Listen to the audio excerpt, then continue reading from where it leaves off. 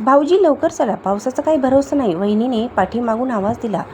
मी मागच्या आरशात पाहिलं. मी माझ्या पाठीला अगदी चिटकून बसली होती.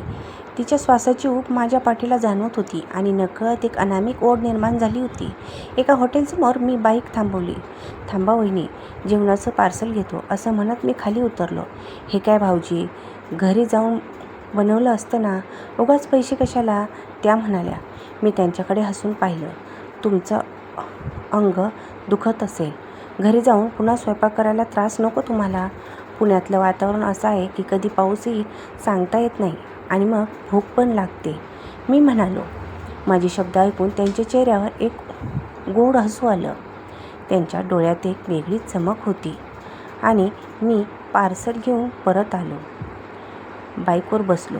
चला वहिनी, लवकर बसा, नाहीतर पाऊस सुरू होईल आणि आपण भिजू, मी म्हणालो.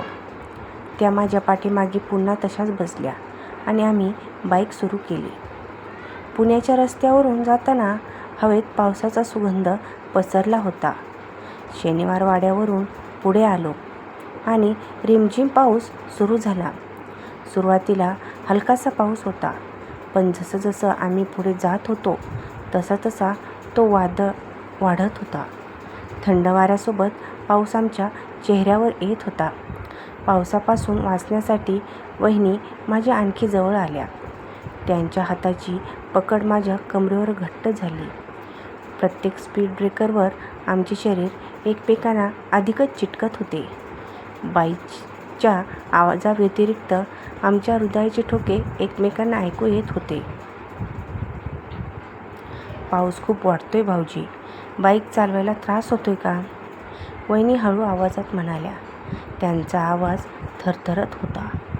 हो वहिनी, पण आता थांबता येणार नाही, लवकर घरी पोचायला हवं, मी म्हणालो. पावसाच्या थेंबांनी आमच्या अंगावर रोमांच उभे केले होते. वहिनीचे केस माझ्या खांद्यावर ओले होऊन चिकटले होते. बाईक चालताना माझे हात त्यांच्या हातावर स्पर्श करत होते. हा स्पर्श केवळ अपघाती नव्हता, त्यात एक प्रकारची भावना होती. घरच्या जवळ येईपर्यंत आम्ही पूर्णपणे भिजून गेलो होतो, पण त्या ओल्या अंगापेक्षा त्या स्पर्शाच्या उभेने आमच्या मनात एक वेगळीच आग पेटली होती. घरी पोहोचल्यावर मी बाईक स्टँडला लावली. आम्ही दोघेही ओलेचिंब झालो होतो. चला लवकर आत चला, नाहीतर सर्दी होईल, मी म्हणालो. वहिनी माझ्याकडे पाहत होत्या. त्यांच्या चेहऱ्यावरचे ओले थेंब त्यांच्या ओठावरून खाली ओघळत होते. तुम्ही पण आता आत या भाऊजी, त्या हळूच म्हणाल्या. मी दरवाजा उघडला. आम्ही दोघेही घरात आलो. पाऊस अजूनही कोसळत होता आणि वहिनीने मला एक टॉवेल दिला. तुम्ही डोके पुसून घ्या, त्या म्हणाल्या. मी टॉवेल घेतला आणि त्यांच्याकडे पाहिलं. त्यासुद्धा थंडीने कुडकुडत होत्या. तुम्ही पण बदलून घ्या वहिनी, मी म्हणालो. त्यांच्या चेहऱ्यावर एक लाजेची लाली पसरली. त्यांनी मान खाली घातली आणि हळूच हसल्या.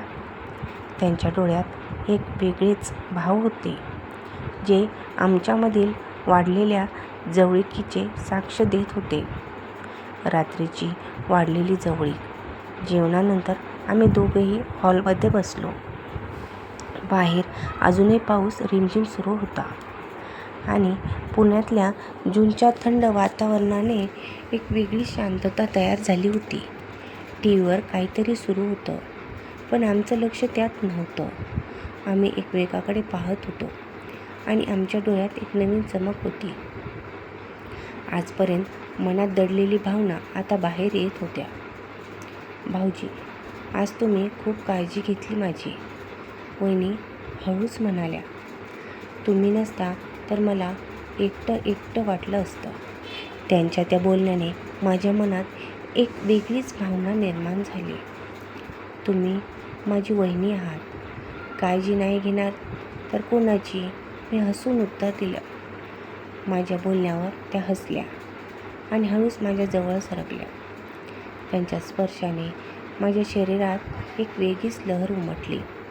त्यांनी माझा हात आपल्या हातात घेतला आणि त्यांच्या स्पर्शाने एक अनामिक शांतता मिळवली.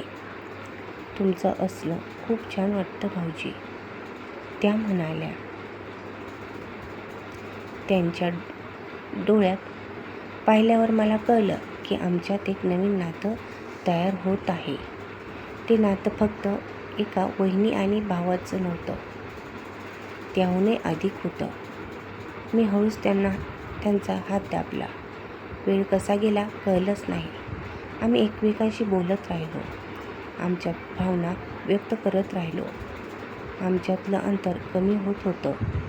एका क्षणी मी त्यांच्या जवळ गेलो आणि हळूच त्यांचा हात माझ्या गालावर ठेवला. त्यांच्या डोळ्यात पाणी आलं. काय झालं वहिनी? मी विचारलं. काही नाही, फक्त खूप आनंद होतोय, त्या म्हणाल्या. त्यांनी हळूच माझ्या खांद्यावर डोकं ठेवलं. त्यांच्या श्वासाची ऊब मला जाणवत होती.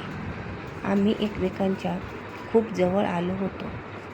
ती रात्र आमच्यासाठी अविस्मरणीय होती.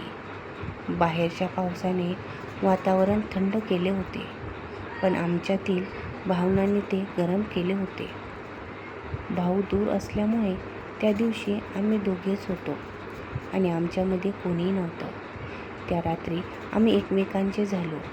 ती रात्र आमच्यासाठी एक नवीन सुरुवात होती, एक नवीन नात्यांची कथा आवडल्यास व्हिडिओला लाईक आणि शेअर करा आणि चॅनलला नक्की सबस्क्राईब करायला विसरू नका. अशा छान छान कथा ऐकण्यासाठी आपल्या चॅनलला